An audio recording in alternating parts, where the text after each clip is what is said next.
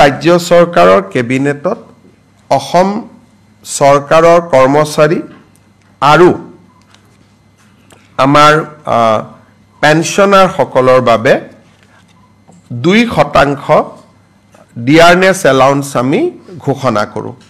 so এতিয়াৰ পৰা ৰাজ্য চৰকাৰৰ কৰ্মচাৰী পেনশনাৰ সকলোৱে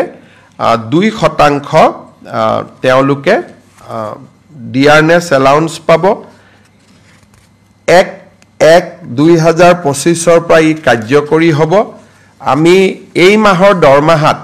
বিহুৰ আগতে পোৱা দৰমহাত 2% দিয়ে সংলগ্ন কৰিম কিন্তু যেটো এৰিয়াৰ হেতু আমি এপ্ৰিল আৰু মে দুটা মাহত আমি তেওঁলোকক দিম আজি এটা কেবিনেটত সিদ্ধান্ত গ্ৰহণ কৰা হয় যে অহা প্ৰথম বহাগৰ পৰা চৰকাৰৰ যিমান ট্ৰান্সফাৰ অৰ্ডাৰ ওলাব পোষ্টিং ওলাব গাইডলাইনছ ওলাব ৰুলছ ওলাব ৰেগুলেশ্যন ওলাব নটিফিকেশ্যন ওলাব অফিচ মেমৰেণ্ডাম ওলাব এই গোটেইবিলাকতে ইংৰাজীৰ লগতে অসমীয়াও ইয়াত সংলগ্ন কৰিব লাগিব তাৰমানে দুখন নটিফিকেশ্যন ওলাব এখন ইংলিছ এখন অসমীয়া কেছ হলে লিগেল প্ৰবলেম হলে হি ইংলিছখন মান্য হ'ব কাৰণ লিগেল ল্যাঙ্গুৱেজৰ কাৰণে ইংলিছখন কিন্তু অসমত 1 বহাগৰ পৰা আমি এটো সিদ্ধান্ত লৈছো যে যিমান সৰকাৰি অৰ্ডাৰ হয় অফিচ মেমৰেণ্ডাম হয় ৰুলছ হয়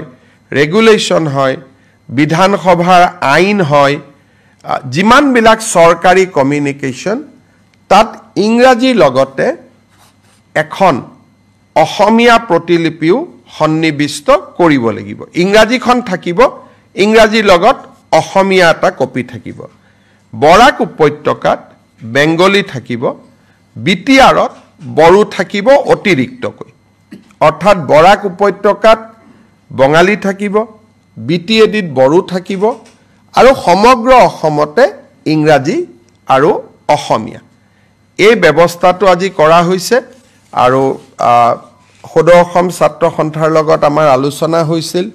জাস্টিস বিকে শৰ্মা কমিটিৰ এটো অনুমোদন আছিল ৰাজ্য চৰকাৰে অহা 1 এপ্ৰিলৰ পৰা কাৰ্যকৰী হোৱা কৰি 15 এপ্ৰিল 1 বহাগৰ পৰা কাৰ্যকৰী হোৱাকৈ ইয়াক ৰূপায়ণ কৰাৰ বাবে নিৰ্দেশ দিছে আমি সৰকাৰি অফিচাৰ সকলক কৈছো যে প্ৰথম অৱস্থাত ভাসিনী বুলি এটা এপ আছে যত অসমীয়া বড়ো বেংগলী তিনিটা ভাষাই উপলব্ধ হয় তাক ব্যৱহাৰ কৰক আৰু লাহে লাহে তেওঁলোকে নিজাকৈ লিখিব পৰা হৈ যাব